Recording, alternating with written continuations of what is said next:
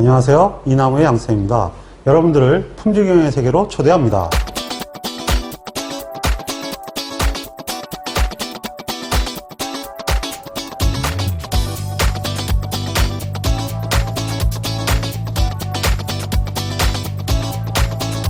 실교육 제17강은 실험계획법의 개요에 관한 사항입니다.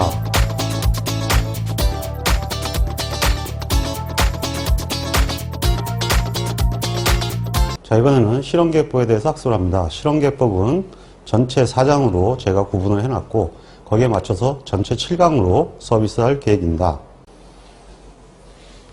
먼저 청기구설입니다.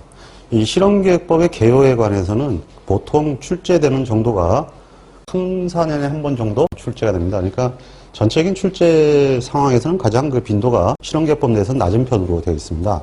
왜냐하면 실험계획법은 전체적으로 한 20점 내외로 출제가 되는데 대개가 요인실험법, 그러니까 우리가 얘기하는 아노바라고 얘기하는 아노바 검정이 한 문제 정도 나오고 한 문제가 직교별표 쪽에서 한 문제가 나옵니다. 그러니까 이제 두 문제가 나오고 그 한 문제가 이제 나머지 라틴 반격이나 아니면은 분할법 계통에서 한 문제가 나오는 게 가장 일반적인 케이스입니다. 그래서 세 문제 정도가 나올 때 하나가 보통 10점짜리가 나오거든요. 실험계획법은. 그럼 하나가 10점짜리가 나오면 두 개가 하나가 뭐 8점 내지 9점에다가 하나는 4, 5점짜리가 떨어지게 되는데 그 4, 5점짜리는 이제 직교별표도 그런 게 있고 그 다음에 요인실험도 그런 게 있는데 여기에도 그런 게 있습니다. 그게 바로 뭐냐면은 실험계획법의 5원칙이라든지 이 구조모형에 대해서 쓰는 경우인데 이 경우가 전체적으로 점수 배점이 한 5, 6점 정도 되는 형태로 출제가 되어 있습니다. 그래서 간혹 이 문제들이 출제가 되는 것이 팩트입니다. 그런데 이 실험계획법 문제들은 기존의 기출문제들을 위주로 공부할 수밖에 없는데 왜 그러냐 하면 다른 과목에 비해서 너무 이게 범위가 굉장히 넓습니다. 이 강의도 대략적으로 6강 정도로 해놨는데 사실은 한 8, 9강 정도는 돼야 전체 교재 실린 내용을 다 교육할 수 있습니다. 중복되는 내용을 빼도 그 정도로 교육이 진행이 되는데 실제로 점수 배당은 샘플링 검사하고 비슷하거든요. 그런 정도니까 사실 다른 과목에 비해서 매우 가성비가 떨어진다 이렇게 봐야 되는 겁니다. 그래서 실험계획법은 기출문제 위주로 공부를 하시되 지나치게 안으로 테이블을 작성하다 보면 학업에 흥미를 잃어버릴 수 있으니까 시험 문제에서 따라한 대로만 좀 잘 따라오는 형태로만 학습을 해주시기 바랍니다.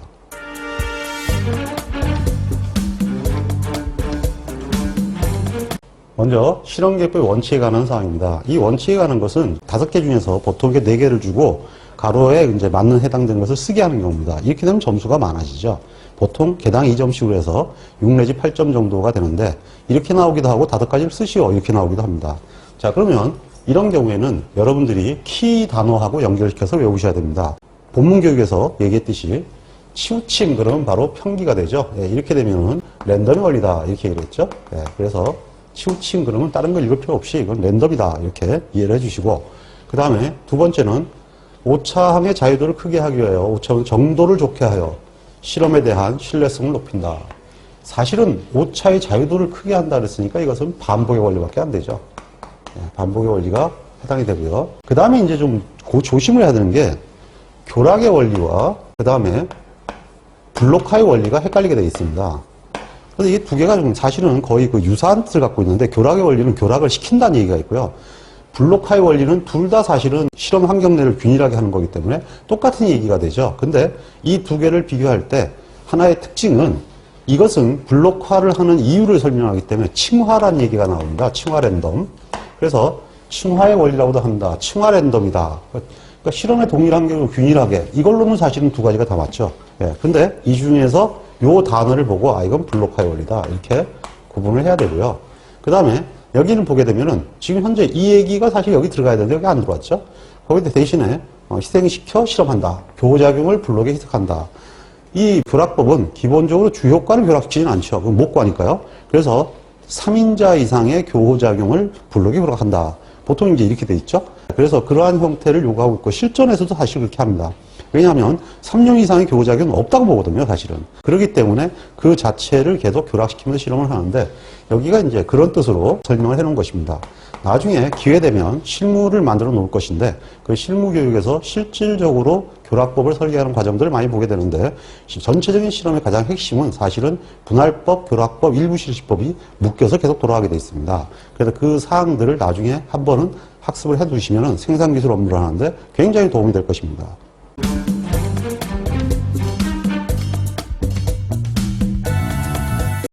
이 문제는 구조모형에 관한 문제인데 일반적으로 나오면 그 수험생들이 굉장히 힘들어하는 부분입니다. 그건 왜 그러냐 하면 암기식 학습을 했기 때문입니다.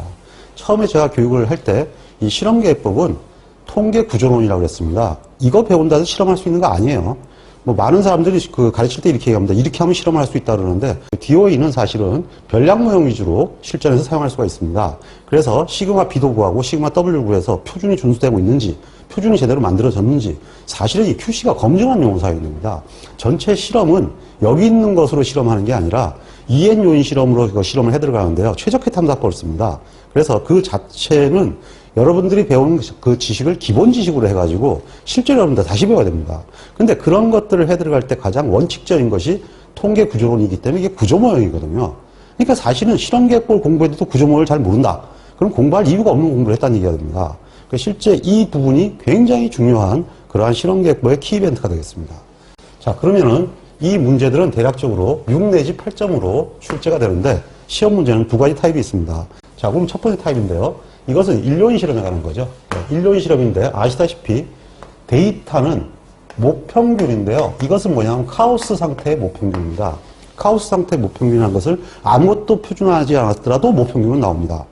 그래서 이것은 아무것도 표준화하지 않은 상태의 모평균이 되고요. 어떠한 형태의 수준을 집어넣으면 어떤 것을 표준화한 상태의 평균이 됩니다. 그럼 이거보다 이것이 결국은 어떻게 돼야 될까요? 그렇죠. 밑장이 더 올라가야 되는 거죠. 그러니까 기존의 이 모평균은 위치는 얘하고 다를 거예요. 위치는 다르지만 또 하나 다른 것은 밑변의 길이가 넓어요. 밑변의 길이가 길기 때문에 이 상태에서는 마치 정규분포를 따르지 않는 것처럼 사람들이 보입니다. 왜? 결국은 머피의 법칙이 너무 자주 나타나기 때문이죠. 즉, expected value가 안 나온다는 얘기입니다. 근데 좋은 표준은 expected value가 많이 나옵니다. 결론적으로 뭐냐면 밑변이 좁아지게 돼 있죠. 이면적과 이면적은 무조건 말 하나 마나 1입니다. 그러니까 이 관계를 나타낸 것이 바로 구조모형입니다. 그러니까 이 구조모형 실험을 통해서 이것이 우수하다면은 기본적으로 이 자체가 굉장히 상대적으로 적어지겠죠. 이 자체가 상당히 적어지면은 밑변이 짧으니까 결국 높이가 높다는 얘기입니다. 그래서 분산을 따지게 되면 이 분산과 이 분산의 비교를 하게 되는데 그 부분이 바로 F분포입니다. 그래서 평균의 힘과 밑변의 힘을 비교하는 것이다. 그렇게 얘기를 했죠. 그러니까 그 관계를 보여주는 거기 때문에 이거보다 중요한 것은 없다. 그러면 문제를 풀어보도록 하겠습니다. 먼저 수준의 평균의 구조모형입니다. AI 수준의. 그러니까 AI 수준의 평균이라는 얘기는 X바 I 땡이라는 얘기입니다. 제가 수업 시간에는 Y바 I 땡이라고 했죠. 원래 Y바 I 땡이라고 얘기를 해야 되지만은 시험 문제가 과거 문제 형태로 되어 있기 때문에 다 X 기준으로 되어 있어요. 뭐 어쩔 수가 없습니다. 시험 문제가 그렇게 되어 있는데 하루아침에 바뀔 것도 아니고 그거 내용 이해하는 사람들 별로 없기 때문에 계속 그 문제가 이렇게 나올 것입니다. 하지만 저는 끝까지 Y로 교육을 할 것인데 이유가 뭐냐 하면은 현재에서 여러분들은 우리 국내에서만 머무는 그러한 형태의 세대가 아니고 무조건 세계 속에서 움직여야 되는데 책을 보고 논문을 보더라도 사실 옳은 용어를 봐야 되지 않겠습니까? 그래서 제가 Y를 쓰는 것입니다. 자, 그러면은 이 자체가 됐던 평균치의 구조모형이라는 얘기는 여기에 평균치를 붙이면 객관식 되겠죠. 얘는 항상 똑같아집니다. 그래서 만약에 이것이 모수가 됐던 변량이 됐던 A는 지금 영향을 받지 않기 때문에 얘는 영원히 뭐예요? 변량이죠? 네, 오차는 영원한 변량입니다. 그래서 2바 I 땡이 됩니다. 그 변량 모형은 변생모사. 변생이죠. 네, 그래서 사는 것입니다. 결론적으로 이렇게 되는 거죠. 왜냐하면 이 상태에서 이것은 평균값에서 이것이 0이 아니다. 라고 얘기했죠. 변량에서는. 변량에서 0이 아니라고 그랬으니까. 기억나시죠? 변량, 모수, 기대값은 변이 제로. 모수는 제로가 아니다. 근데 시그마 AI는 0이다. 즉 A바는 0이다. 이렇게 되는 거죠. 여기는 시그마 AI는 0이 아니다. 즉 A바는 0이 아니다. 이것을 이해를 못하시면 유튜브를 한번 더 들으세요. 네, 그렇게 해가지고 이해를 반드시 해주시기 바랍니다. 시험 문제가 사실은 2열 하나 아니면 2열 하나가 나오거든요. 그래서 이제 열 하나가 나오는데 첫 번째 문제는 보통 이 구조 모형을 만들려고 합니다. 그 다음에 이제 시험 문제 나오는 게 총평균 구조 모형을 만들려고 그러는데, 근데 여기서는 뭐냐? X 바바 또는 Y 바바를 만들라 이런 얘기거든요. 그럼 결국은 바바를 붙이게 된다는 얘기는 I도 평균, J도 평균이라는 얘기입니다. 그러면 얘가 여기는 관계가 없죠? 그냥 그대로 있는데 얘가 평균이 되는데 변생모사란 말이에요. A바가 0이거든요. 그러니까 여기 A바는 없어지게 되죠. 그래서 없어진 A바가 나타나지 않은 거예요. 그럼 여기는요? 여기는 변량이기 때문에 없어지질 않습니다. 그래서 변생이 되죠. 그래서 A바가 남게 됩니다. 그 다음에 인자 AI 기대값을 구하라. 변이 제로, 모수는 제로가 아니다. 그럼 AI는 기대값이 뭐가 됩니까? AI가 되고요. 여기 기대값은 0이 되죠. 네, 이렇게 답을 쓰라는 얘기인데 이 문제도 나올 수가 있고 이렇게 나올 수도 있죠. A바를 쓰시오. 그럼 모사 A바는 0이 되죠. 그 다음에 별량 모형은 A바는 0이 아니다. 이렇게 되겠죠. 그 다음에 이거는 시험에 거의 안 나옵니다. 이게 시그마 3포의 척도 시그마 A 제곱을 쓰라는 얘기인데 원래 AI의 척도는 아시다시피 데이터에서 평균을 빼가지고 제곱해서 자유도로 나누면 이것이 시그마 A 제곱이 됩니다. 그래서 대략 이런 식으로 구해지게 돼 있는데 문제는 이제 모수인 경우는 얘가 0이다 그랬죠. 얘가 0이니까 이걸 0으로 처리하게 되면 시그마 AI 제곱 나누기 L-1이 되고 시그마 AI-A바의 제곱은 L-1이다. 뭐 이렇게 된다는 얘기인데 어쨌든 간에 이러한 형태로 되어 있는 것이 3개 정도가 시험 문제 나오고요. 한열에 비어가지고 시험 문제는 대략적으로 6점 정도가 됩니다.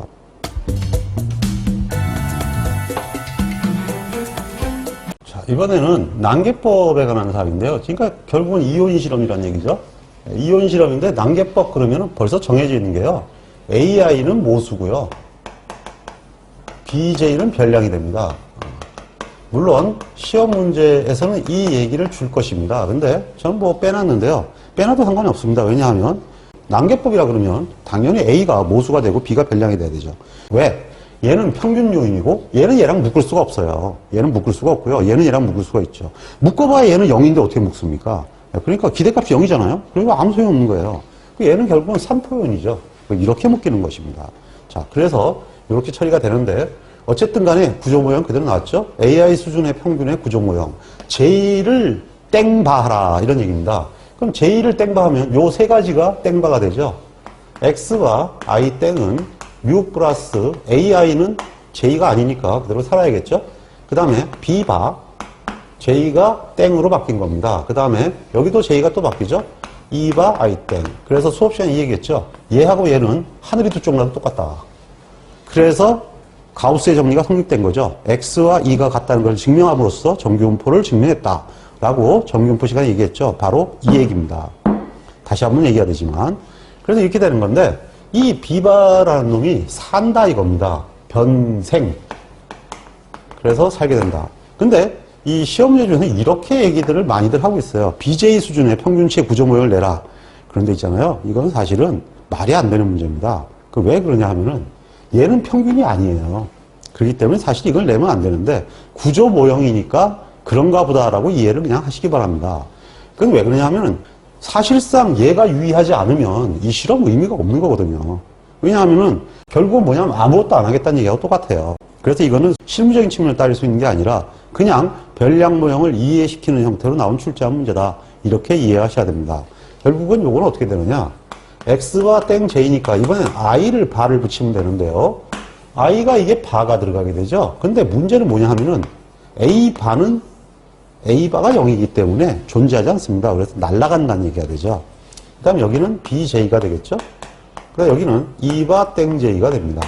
네, 이런 형태가 되는데 얘가 없어져야 답이 되는 거죠. 그래서 여기서 A바를 쓰면 틀리는 걸로 채점합니다. 그러니까 A바를 쓰면 안 되겠습니다. 그 다음에 총평균의 구조 모형은 X바바가 됩니다. 이 X바바는 둘 다 평균내라는 얘기죠. 그러면 X바바는 U 플러스 A바는 죽죠. B바는 안 죽습니다. 그 다음에 E바바가 됩니다. 그래서 얘들은 별량이기 때문에 악착같이 살죠. 그래서 외우라는 얘기는 그대로 지금도 기억하시겠죠. 변생모사, 땡바 이것만 알고 계시면 구조 모형의 변신은 그다지 어렵지 않을 겁니다.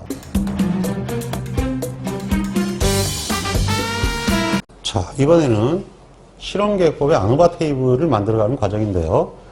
일요일 실험의 반복이 동일한 경우는 기사시험은 출제가 안 된다고 보시면 됩니다. 그냥 직교 당시에서만 출제가 된다. 그렇게 보시면 되고요. 반복이 이렇게 다른 경우도 사실은 거의 출제되지는 않습니다. 그렇지만 일단은 요걸 예를 들어서 수업을 진행하도록 하겠습니다. 먼저 이런 거를 보시면요. 데이터가 아무것도 없죠. 먼저 합산을 먼저 하는 것을 원칙적으로 먼저 하셔야 됩니다. 예, 그래서 이렇게 저처럼 먼저 계산기로 합산을 해가지고 이렇게 데이터를 먼저 기록을 해 놓습니다. 그래서 먼저 이렇게 해놔야 되는 것이 계산을 할 때 분산분석 개념을 작성할 때 굉장히 편하게 일을 진행할 수가 있습니다. 실질적인 그 반복 있는 이오인 이상이나 그 다음에 이제 반복이 없는 이오인 배치라도 CT나 ST를 대부분 줍니다. 근데 인류인 실험이나 이렇게 좀 시간이 그다지 많이 걸리지 않는 것들은 굳이 CT나 ST를 주지는 않는데 그래도 가급적이면 주는 걸 원칙으로 하고 있어요. 근데 이것처럼 이렇게 없으면 먼저 이렇게 밑에다 이렇게 써놓으세요.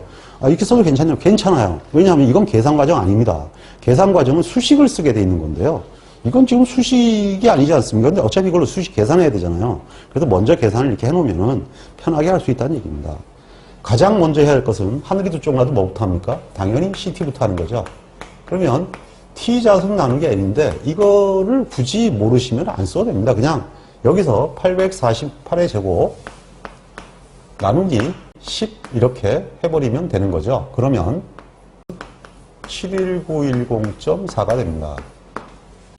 그 다음에 두 번째 구할 것은 당연히 SST죠. SST는 여기서 이렇게 쓸 때 이 시그마 ij xij의 제곱 마이너스 ct 이렇게 이제 수식을 쓰는 게 맞는데 이게 좀 사실 안 와닿죠. 이게 안 와닿으면 이렇게 해도 돼요.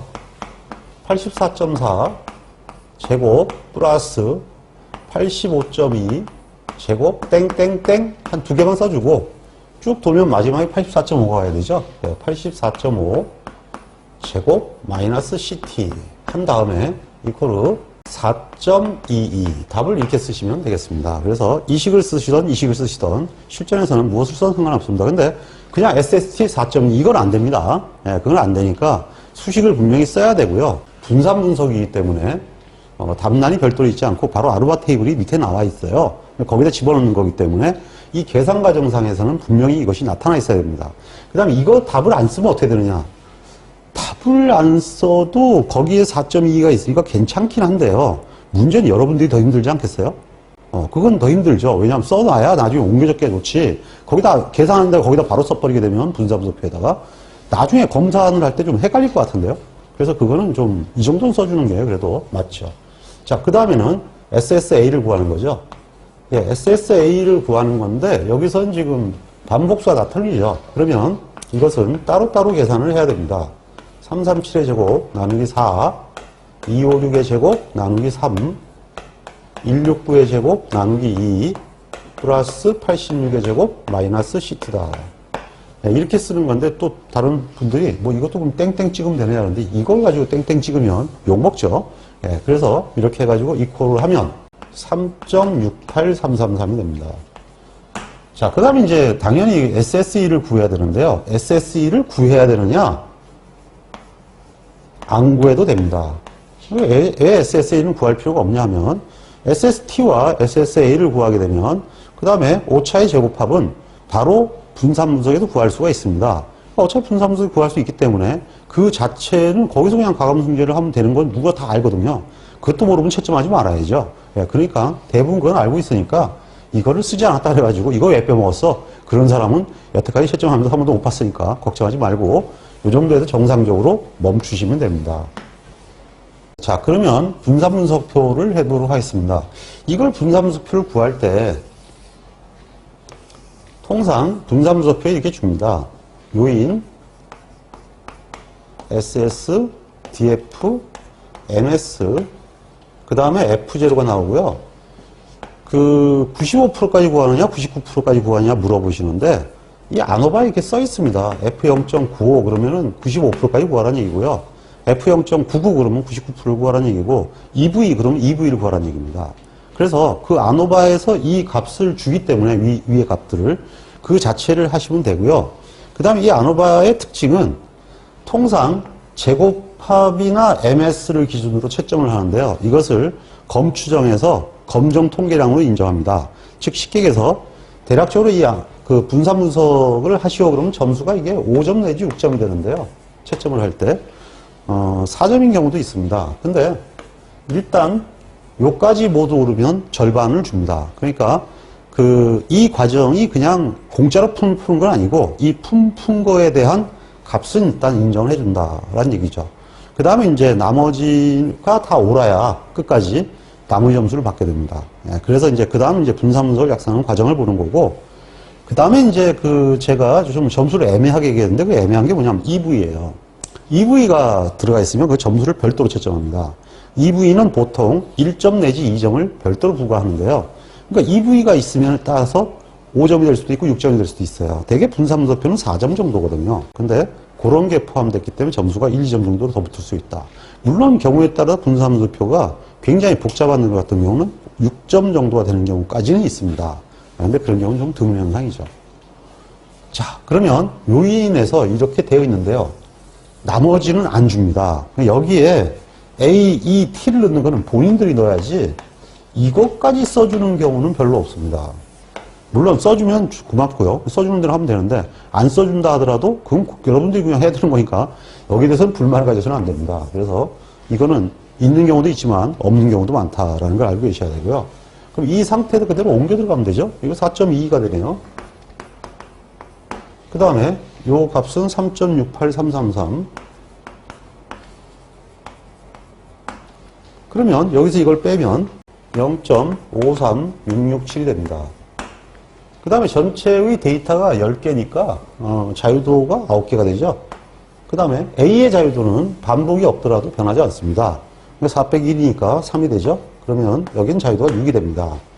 그러면 MS야 뭐 세상 편하죠. 서로 나눠버리면 끝나는 거니까 1.22778과 0.08994가 됩니다. 그러면 F0는 아시다시피 A의 힘 대 E의 힘의 비율입니다. 그 두 개 나누면 되죠? 그러면 13.72589가 됩니다. 자, 그 다음에 이제 F0.9 수표에서 자유도 3, 6일 때 값을 찾으면 4.76이 됩니다. 그러면 이게 유의하죠? 그러면 이제 스타를 하나 붙입니다. 만약에 95%에서 검증을 해서 유의하면 스타를 하나를 붙이고요. 99%에서 유의하면 두 개를 붙이면 됩니다. 그럼 뭐 다 알고 계시죠? 근데 시험에서는 이렇게만 해서는 안 됩니다. 밑에 판정이라고 해서 금을 그어놓거든요. 여기다가 값을 써야 되는데 이게 좀 골아픈 게 뭐냐 하면 가설을 아노바 테이블은 안 세웁니다. 그러니까 H로 기각 뭐 이렇게 하면 되겠는데 여기서 그렇게 세우면 틀려요. 왜 그러냐면 가설이 없잖아요. 이미 통계에서 말씀드렸죠. 그래서 실험계획표에서 그렇게 쓰면 안 되고요. 얘가 유의하잖아요. 그래서 이렇게 써야 됩니다. 요인 A는 유의하다. 네, 이렇게 답을 써주셔야만 사실은 온전하게 점수를 받을 수 있습니다. 이거 하나만 안 써도 그냥 이 뒤에는 0점 처리가 됩니다. 네, 그러니까 조심해야겠죠? 그래서 이 아노바 테이블과 관리도는 반드시 판정을 써놓으셔야 된다는 것을 명심하시기 바랍니다. 자, 이번에는 최적해를 구하고 최적해에 대한 모평균을 신뢰 수준 95%로 추정하시기 바랍니다. 이렇게 되면 먼저 문제에서 문제를 읽어야 됩니다. 대개 시험 문제가 근데 수인 경우가 많거든요. 자, 여기서 보면 하여 실험한 결과 수량은 이런 것 같다. 근데 이건 농도인데 드무네요. 작을수록 좋다라는 얘기네요. 이렇게 이제 특성으로 주면 여러분들이 알아서 찾아야 됩니다. 그리고 없더라도 예를 들면 수율이다 그러면 망대 특성이라는 얘기죠. 크면 클수록 좋으니까. 그래서 용어의 의미도 알고 계셔야 됩니다. 그래서 문제를 보면서 이것이 왜 이렇게 되는지도 보셔야 시험 볼 때 거꾸로 안 하십니다. 보다 보면 거꾸로 하시는 분들이 많거든요. 그럼 진짜 당황스럽죠. 자, 그러면은 현재 망소 특성이니까 작으면 작을수록 좋은 거죠. 이 중에서 가장 작은 것은 무엇인가요? 아무리 봐도 얘죠. 예, A1이 가장 작네요.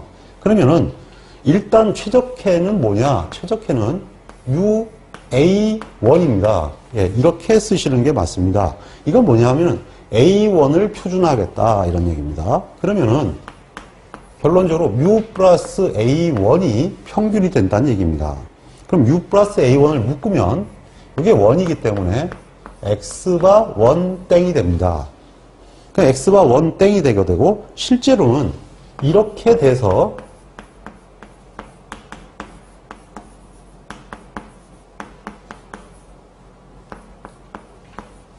이렇게 되면 이게 이렇게 되죠. 이거 상수니까 이렇게 되는 거 아니겠습니까? 그럼 결국은 이 땡이죠. 반복수가.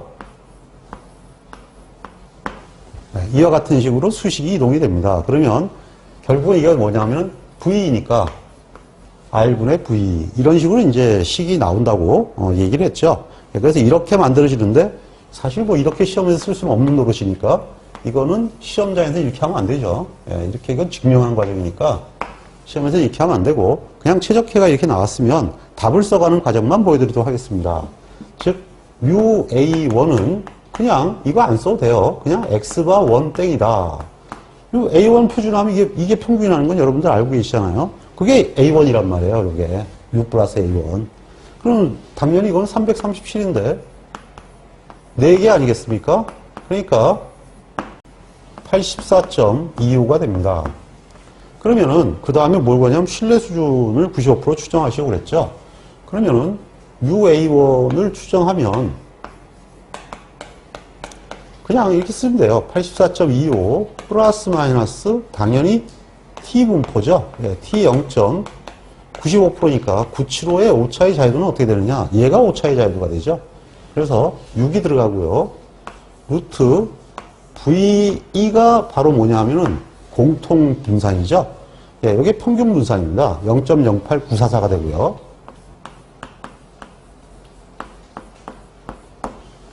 이렇게 답을 써도 될까요? 안 될까요? 괜찮습니다. 그 다음 얘는 이렇게 밑에다가 이퀄을 해서 수표를 보고 2.447 이렇게 써놓으면요 됩니다. 과정이지 그 값이 명확히 있으면 되거든요. 그래서 지금 현재 한 번 더 쓰기 싫으면 이렇게 써놔도 전혀 문제가 되지 않습니다. 그 다음에 여기에 R이 들어가야 되는데요. R은 여기가 4로 나왔죠. 그러면 이거 볼 것도 없이 뭐라 그랬어요? 그냥 4가 된다 그랬어요. 평균을 까서 확인한 거나 분산을 까서 확인한 거나 똑같거든요. 그래서 평균을 확인했다 이런 뜻이거든요. 4번. 분산도 4번 확인했다가 되죠.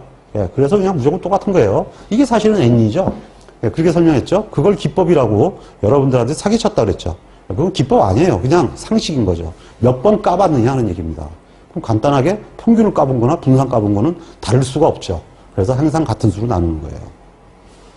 자, 그러면 이렇게 얘기가 되면 그 다음에 그냥 바로 답을 쓰시면 됩니다. 84.25 플러스 마이너스 0.3659가 됩니다.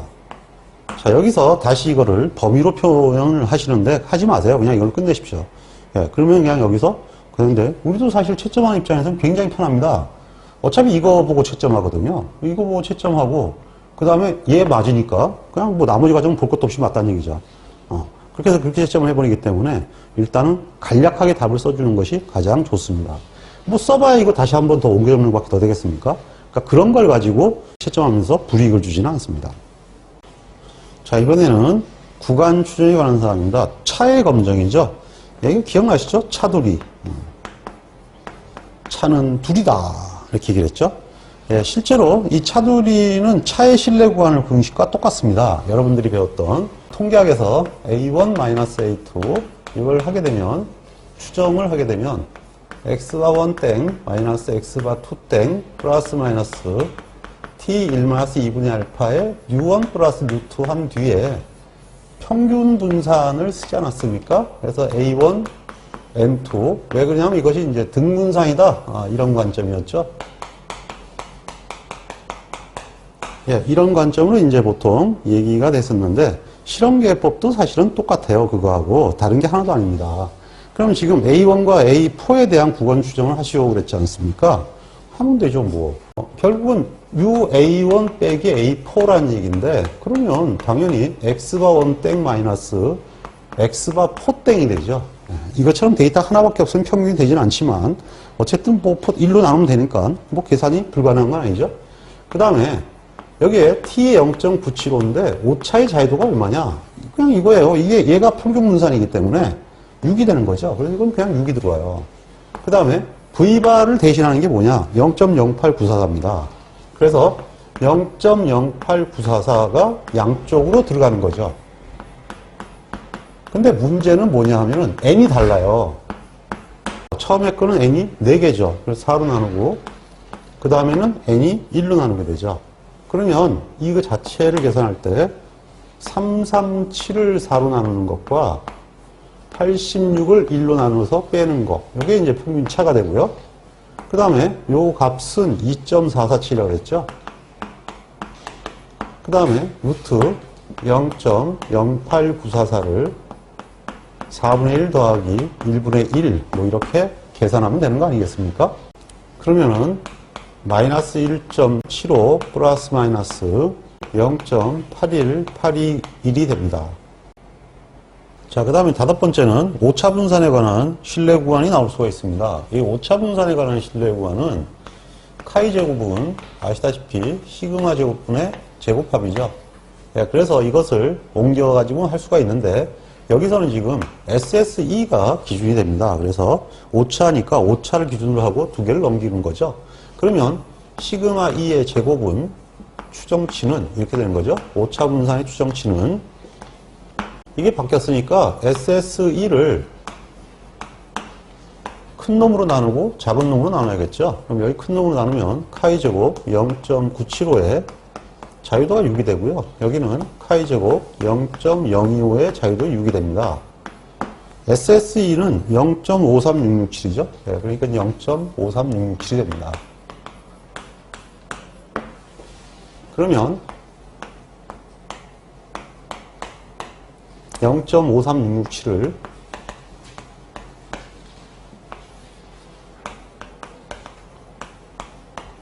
그러면 14.45 1.237이 됩니다. 그러면 이걸 계산하면 0.037이 나오고요. 74가 되겠네요. 그 다음에 이쪽은 0.4338을 됩니다. 이와 같은 식으로 해서 통계학에서 배운 바와 마찬가지로 같은 식으로 계산하시면 오차 분산의 신뢰 구간을 구할 수가 있습니다. 자, 그러면 A의 그 순제곱합의 기여율을 구하는 문제가 연동돼서 나올 수도 있습니다. 그러면 순제곱합의 기여율은 기억이 날지 모르겠는데 먼저 그 순제곱합을 구하는 방법은 어떠한 형태의 순제곱합은 먼저 자기의 제곱합에서 마이너스 자기의 자유도를 곱해서 오차를 빼주면 순제곱합이 나오죠. 대신에 오차의 순제곱합은 무조건 자유도 t에서 v를 곱하면 된다 그랬습니다. 왜? 여기는 이제 모든 자유도를 곱한 것들이 다 빠져나와가지고 오차의 자유도를 곱한 거는 플러스 하니까 때문이죠. 그래서 자유도 x들을 다 시그마에서 자유도 e를 곱해서 v를 하니까 결국은 이것이 자유도 t가 된다. 그래서 이제 이와 같은 식으로 해서 공식이 두 가지가 형성이 된다 그랬죠. 네, 그래서 이와 같은 형태의 관점이 되고요. 그 다음에 기여율은 이제 이거를 SST로 나누면 됩니다. 근데 먼저 A의 순제곱합의 기여율이라고 그랬으니까 A의 순제곱합을 구하면 SSA 마이너스 자유도 A VE가 됩니다. 그래서 자기 거에 관련되는 오차만큼을 빼준다. 이것은 사실은 이래서 그런 거죠. 원래 EVA는 시그마 E 제곱 플러스 I 땡, 그러니까 R 시그마 A의 제곱이 되는데 I 땡이죠. 여기다가 SA는 여기다가 자유도를 곱한 꼴이 되죠. 자유도를 곱한 꼴이 되니까 이게 자유도만큼이 추가되어 있죠. 그래서 이것을 빼준다 이런 얘기죠. 그러니까 결국은 이걸 계산하면 SSA는 3.68333 그리고 마이너스 A의 자유도가 3이죠. 3 곱하기 0.08944 V가 되니까요. 이 값이 여기에 들어오면 되는 거죠. 네, 그러면 3.41501이 나옵니다. 결론적으로 기여율 A는 3.41501을 전체의 변동 4.2로 나누면 0.80924가 됩니다. 이와 같이 여러 가지 형태가 붙어서 나올 수가 있으니까 한 번쯤은 이렇게 정리를 쭉 해두는 것도 실험계획법 시험 준비를 하는 요령입니다. 그리고 신경을 쓰셔야 할 부분이 실험계획법에서는 별량 모형이나 혼합 모형이 굉장히 섞여 나옵니다. 그래서 이 문제가 대표적인 별량 모형에 관한 문제거든요. 그래서 이제 별량 모형이라는 게 다수의 루트에서 세 루트를 골라서 랜덤하게 뽑았다. 그러니까 결국 이게 뭐냐면은 집단 요인이 됩니다. 예, 이제 실험계획법을 그동안 유튜브를 보면서 학습을 했으니까 랜덤을 뽑으면 집단 요인이다. 이 정도는 이제 알고 계셔야 되는 거죠. 예, 그래서 집단 요인은 어떤 요인이냐 이렇게 물어보거든요. 그럼 이제 이건 뭐 단답형이 되죠. 별량 요인이다 이렇게 쓰시면 됩니다.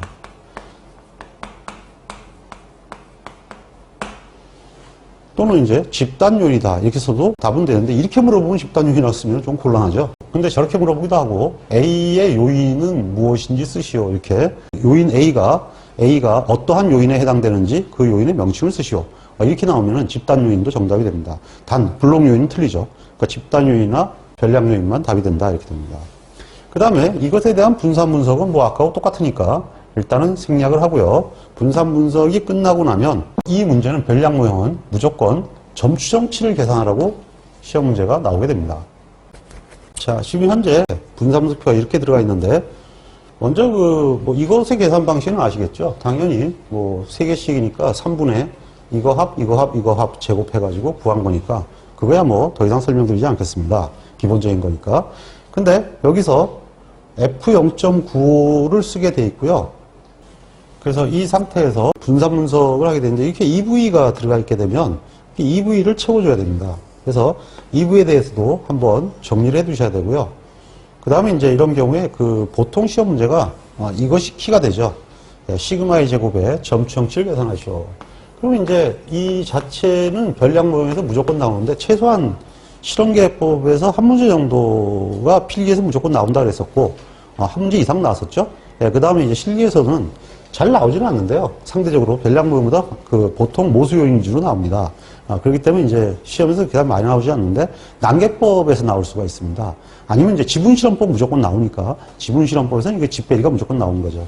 무조건 집배리라고 그랬죠. 집배리라면 알죠. 자기 거 지빼 오차를 빼죠. 그래서 집배리라고 일단은 외워두시라고 그랬죠. 그 다음에 I 땡이니까 반복수가 들어가게 되죠. R이 들어가게 된다. 그러면은 VA는 이제 여기 나와 있는 대로 0.52775가 되고요. 그 다음에 V1은 0.06778이 되는데, 반복수가 3이죠. 그래서 남은 게 3으로 나누면 0.15332가 됩니다. 이와 같은 식으로 분산의 성분을 추정할 수 있습니다.